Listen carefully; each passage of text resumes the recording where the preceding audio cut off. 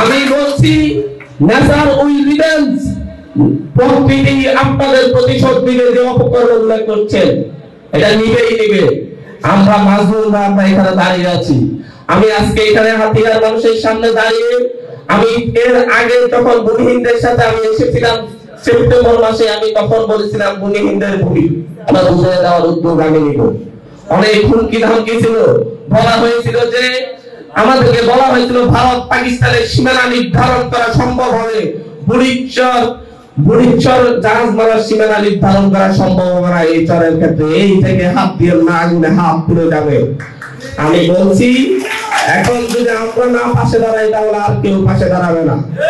আজকে সেই কত কত কষ্ট করে, কত ত্যাগ করে, কত তিতিক্ষা করে আমরা সেই 2 মাসের অধিক সময় সেই স্তরে থেকে আমাদের লোকজন সহ প্রশাসনের সহযোগিতায় আমি ভূমি বুঝিয়ে দিতে আমরা সক্ষম হয়েছি।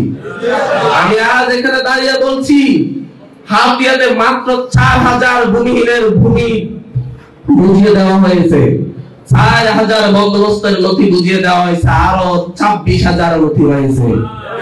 আমি আজকে এখানে দাঁড়িয়ে বলে যাচ্ছি আগামীতে যদি আপনারা যারা সেই নিমতলির ভূমি ভোগ দখল করার চেষ্টা করেছিল, বরদলের ভূমি ভোগ দখল করার চেষ্টা করেছিল, তারা আগামীতে আপনাদেরকে আপনাদের সেই ভূমিতে আর যেতে দিবে না।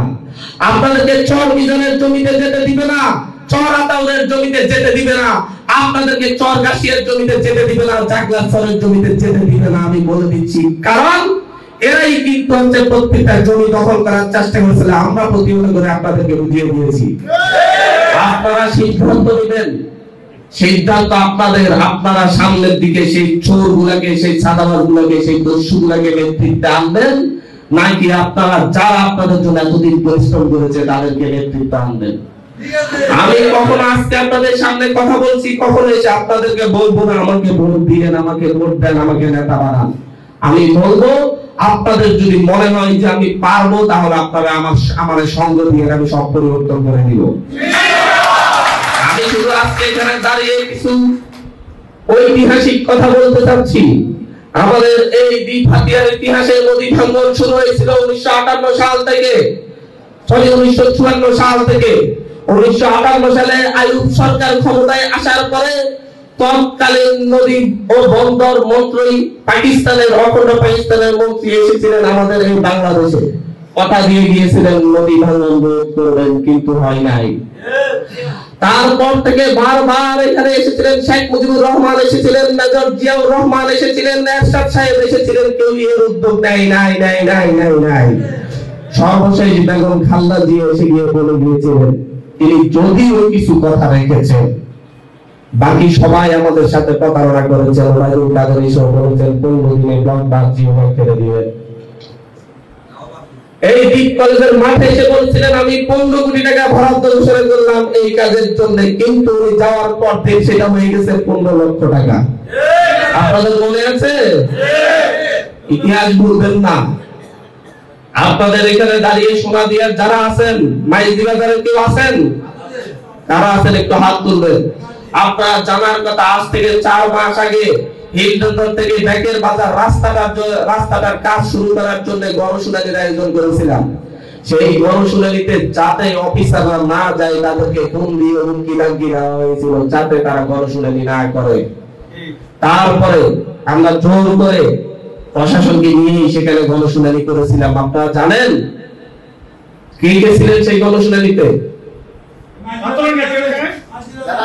মাইজদি বাজারের যে গণশুনানিটা হয়েছিল, সেই গণশুনানির পরে আপনাদের ব্যাকের বাজার থেকে হিলটন রোডে সেই রাস্তাটার জন্য 18 ফিট চওড়া করে রাস্তা হবে, সেই রাস্তার জন্য 27 কোটি টাকা বরাদ্দ দিয়ে বরাদ্দের টেন্ডারটাও লাইনে উঠেছে। সব ঠিকঠাক নেই, 3 মাসের মধ্যে কাজ শুরু হবে। কিন্তু আমি একটা ফেসবুক পোস্ট দিয়ে বলেছি আপনারা বুঝলেন না, যারা বাধা দিয়েছে তাদেরকেও বুঝলেন না, আর যারা তাদেরকে প্রতিহত করে এই কাজটা করেছে তাদেরকেও বুঝলেন না, মানে আমাদেরকেও বুঝলেন না।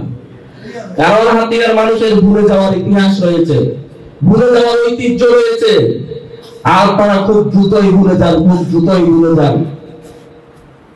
চোখের সামনে দেখা ঘটনাও ভুলে যান কেমনে কি ঘটেছে। আমরা অনেক দুঃখ পাই, কষ্ট পাই যখন এত কিছু করার পরও দেখি যে হচ্ছে, তারপরও দেখি আমাদের পিছনে গালিগালাজ করে। আমাকে দুবাই কাশেম গালি দিলে আমার গায়ে লাগে না, কারণ ও তো সরি।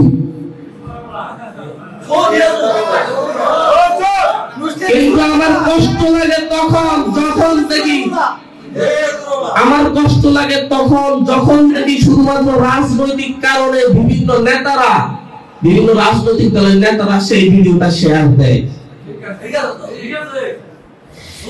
আপনারা সেই এই দুবাই কাশেমের কাজ না, আপনারা এটা বুঝতে হবে, এটার কাজ তার উপরজন থেকে যারা তাকে বলে এটা করো। কথা বলতে শিখুন, মুখ বন্ধ করে রাখবেন না। আপনারা বলবেন, সত্য বলবেন যাতে মিথ্যা দূরীভূত হয়। সত্য যদি না বলেন, মিথ্যা আপনাদেরকে আচ্ছন্ন করে ফেলবে। আর মিথ্যা কতটা ভয়ঙ্কর সেটা আপনারা গত 16 বছর অন্তত দেখেছেন, বুঝতে পেরেছেন। হাতিয়াতে নির্বাচন হবে, ভোট দিবে মানুষজন, কিন্তু আমাকে এসে বলা হয় আপনি ওই কেন্দ্র তো ওরা দখল করে রাখবে, আপনি কি করবেন? আমি বলছি কেন্দ্র দখলের যদি রাজনীতি হয়, সেই রাজনীতি প্রয়োজন করবো না, তারপরে কেন্দ্র দখলের রাজনীতিতে আমরা যাবো না। আমরা দেখছি এখন থেকে মহড়া চলছে, কাকে কোপাইয়া কে আগে থাকবে, কোন গ্রুপে কোপাইয়া কে নমিনেশন আগে থাকবে। সামনের পরিবেশ খুবই ভয়ঙ্কর। হাতিয়ারে সুশীল নাগরিক যারা আছেন, শিক্ষক যারা আছেন, বুদ্ধিজীবী যারা আছেন, সাংবাদিক যারা আছেন, তাদেরকে বলবো আপনারা সামনে দাঁড়ান। খবরের কাগজ, নিখাদ, নির্ভীক, নিরপেক্ষ।